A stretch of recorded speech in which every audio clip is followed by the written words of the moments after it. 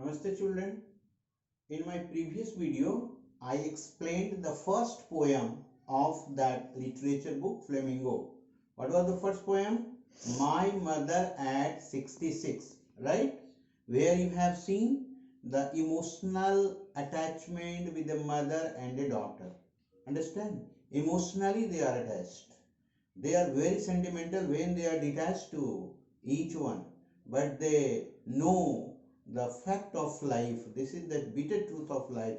One has to come, another has to go. Going and coming is the cycle of this universal world. One has to go, another has to come. Understand? So now I am going to start the second lesson of your Flamingo. What is the second lesson approach? Lost spring. Understand? A spring, all of you know, in India there are 4 seasons coming. A spring is the symbol of what? A spring season is the symbol of happiness. A spring season is the symbol of youth. All of you are in the spring season where happiness prevailing on you. Understand? So you are in the stage of happiness. But a lot of children who are bereft from this happiness, a lot of children you will find here and there begging before others. If you go by train, if you go to any dhaba, if you go to any mechanical shop, you will find small children. They start working. They have lost their spring. They have lost their happiness. This is the story of 2 children. In this story you will find the story of 2 children. First one is the story of Sahib-e-Alam.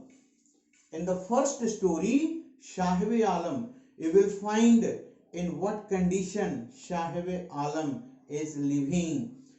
In the natural devastation, when it occurred in Bangladesh in 1971, a natural devastation, whole country was totally destroyed. So many families from Bangladesh, they shifted in India as a refugee. In refugee camps, they started living.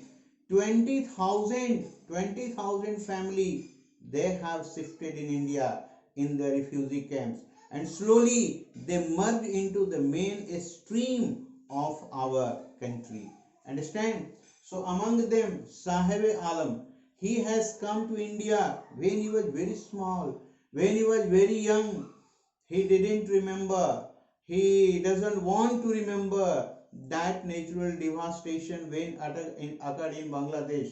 So the writer Enis Jung, when she has met the Sahib-e-Alam in the morning, Sahib-e-Alam with his other friends, 10 or 12, a group of 10 or 12 boys, every morning they were going to scrounge in the heap of rubbish.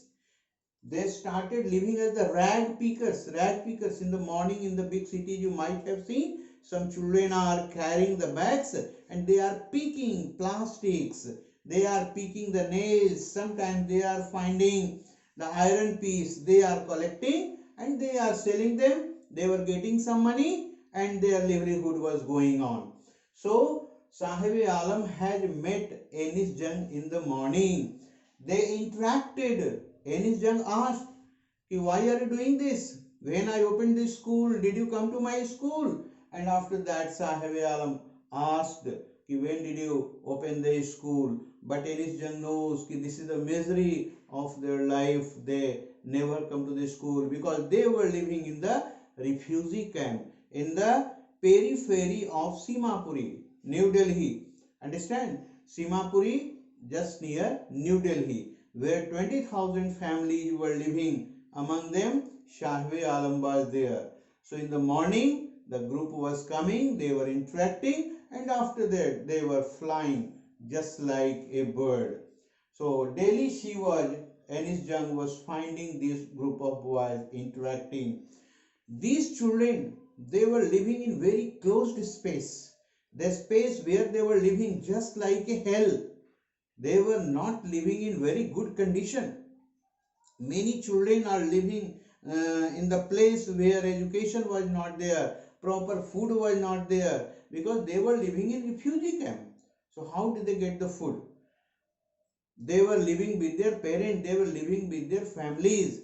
But you will find a change in the lives when one day he was not found by the narrator, by the writer, when Ennis Young did not find. So after some days, when she found that boy, he was carrying a steel canister. Understand, a steel canister. When he was asked, "Where are you? What are you doing?" Then Sahib replied. What was the reply? Now I started work on a milk booth.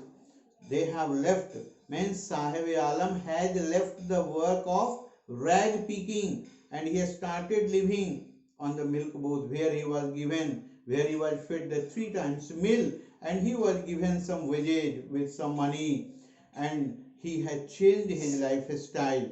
Sahib Alam, when one day when he was watching in the garden, that was the tennis play court, in tennis court, a kind of wish is created in his heart. Oh God, I should have been given this chance to go into that, and I should play the tennis.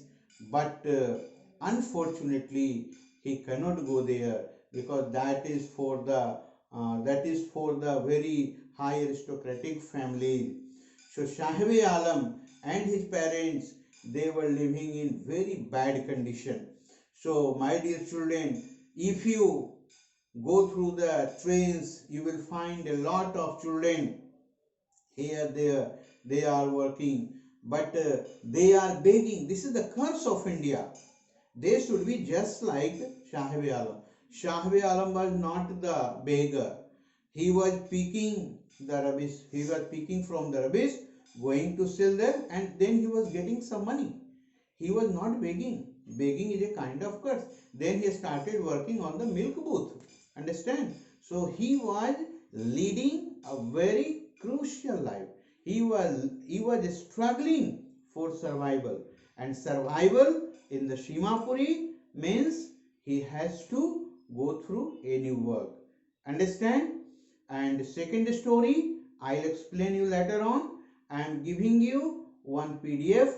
Go through the PDF, go through the question, and you will do in your copy. Thank you. Have a nice day.